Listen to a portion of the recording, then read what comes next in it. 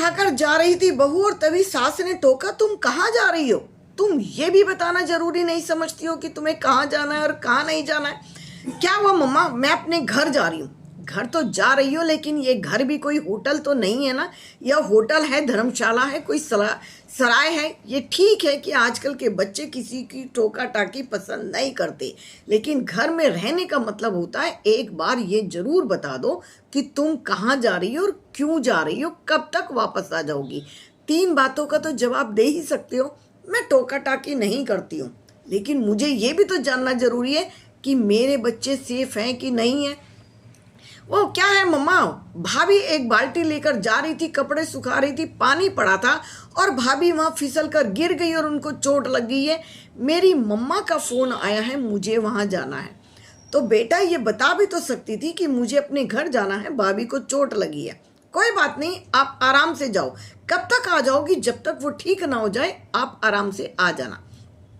Bag उठाकर अपने घर पहुंची थी और बैग रखा था और जाती बोली, मम्मा बहुत गर्मी लगी है, पानी तो लाकर दे दो। कब से बैठी हूँ, आपने एक गिलास पानी भी नहीं लाकर दिया है।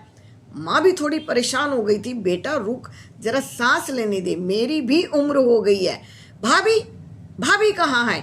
बेटा वो अपने कमरे में आराम कर रही है, उसको सुबह चोट लग गई है और चोट भी ज़्यादा ही लगी है, लेकिन उसको जगह जगह नीले नीले निशान पड़ गए हैं। माँ भाभी को तो बस बहाना चाहिए कोई ना कोई बिस्तर लेटने पर और तुम्हें काम पे लगाने का। उन्हें जरा भी शर्म नहीं आती है कि सास से काम करवाती रहती है। ये तू क्या बातें कर रही है? चुप हो जा और एक शब्द भी आगे मत बोल। तुझे पता है पूरे घर का काम वही संभालती है। काजल जब से आई है वो मुझे कुछ काम नहीं करने देती है, सारे घर का काम वही संभालती है। माँ मुझे भूख लगी है, कुछ खाने को दे दो। अरे तुझे ये नहीं दिखता कि तेरी माँ से उठा नहीं जाता, बैठा नहीं जाता, बहू बीमार हो गई है, बनाती हूँ और कह कर उन्होंने दाल चावल बना दिए थे। माँ ये दाल चावल मैं खाऊंगी? तुम मुझे क्या समझ रही हो कि मैं ये खाना खाने के लिए आई हूँ? रुको, मैं बाहर से अभी ऑर्डर करवाती हूँ। और उसने ऑर्डर कर दिया था, बाहर से पिज़्ज़ा बर्गर मंगा लिए थे और बैठकर अकेली ने ही वो खा लिए थे। भाभी कहाँ है? भाभी को भी पूछ लेती कि उसे भी कुछ खाना है क्या। जिसको खाना होता है ना वो खुद मंगा लेते हैं। आजकल ऑर्डर करो और सब चीज़ें घर में आ जाती है। माँ परेशान हो गई थी। इसको मैंने क्यों बुलाया था? इसको बुलाया था कि ये थोड़े टाइम मेरी हेल्प करा देगी और अपनी भाभी की थोड़ी देखभाल कर देगी, लेकिन ये तो उल्टा ही हो गया। इसकी देखभाल मुझे करनी पड़ रही है। मैं तो परेशान हो गई हूँ। शाम को फिर बोली थी, मम्मी मैं अपनी सहेलियों से मिलने के लिए जा रही हूँ। बहुत टाइम बाद जब मैं आती हूँ तो मैं उनसे मिल नहीं पाती हूँ। मुझे उनसे मिलना भी है। हमने लोगों ने डिसाइड किया कि एक मॉल के अंदर हम लोग जा रहे हैं। शाम को खाना खाकर ही घर में आएंगे। हे भगवान, माथे में हाथ मार लिया था माँ ने कि ये क्या है, इसको मैंने क्यों बुलाया? क्या जवाब दूंगी इसकी सास को कि रात रात भर तक बाहर रहती है, अपनी फ्रेंड्स के साथ पार्टियां करती है। इसको बुलाना ही बेकार हो गया। पहले अपना करूं, बहू का करूं और इसका भी करूं। मुझे तो लगता है कि इसको 8 दिन हो गए, ये पता नहीं अब अपने घर कब जाएगी। आगे से मैं ये गलती कभी नहीं करूंगी कि इसको मैं बुला लूं। सुबह दोपहर शाम तीनों टाइम सास ही काम कर रही थी। बहू धीरे धीरे ठीक होने लगी थी और बहू ने कहा था, माँ जी लाओ मैं कुछ मदद करा देती हूँ।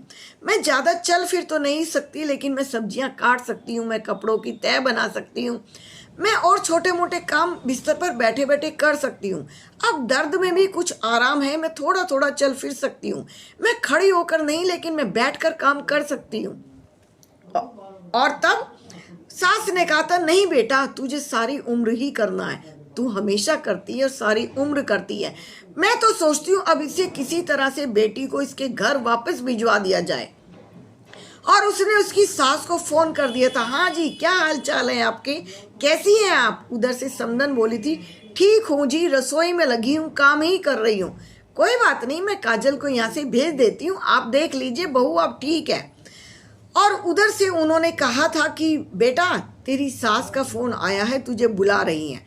तुनक कर पड़ी थी काजल, क्यों, उन्होंने क्यों बुलाया है? मैं रह तो रही हूँ आराम से। और जाते समय माँ ने अब की बार उसको कुछ भी नहीं दिए थे, 500 रुपये देकर उसको विदा कर दिया था, क्योंकि अंदर से फ्रस्ट्रेशन हो रही थी माँ को कि ये कैसी बेटी थी, ना माँ को समझती थी ना सास को समझती थी। परेशान करके रख दिया था इसने 8 दिनों के। इससे तो मेरी बहू ही अच्छी है। बहू ने मेरी कितनी सेवा की है और अब आगे भी सेवा करेगी। बहू कितने प्यार से बोलती है और ये जैसे तुनक्कर पड़ती है। मेरी बेटी मुझे ही देखो किस तरह से बोलती है। और क्या कि 500 रुपये देकर उसको विदा कर दिया था। माँ, क्या कोई सूट और साड़ी नहीं दोगी? बेटा, इस बार मेरा हिसाब नहीं बन रहा है, अगली बार दे दूंगी। हमेशा देती हूँ और हमेशा देती रहूंगी। अब अनमने मन से बुरा सा मुंह बनाकर काजल अपनी ससुराल पहुंच गई थी। वहां जाकर देखा, सास ने देखा तो खाली थैला था, उसके हाथ में कुछ भी नहीं था। पति ने भी देखा, खाली हाथ आई है।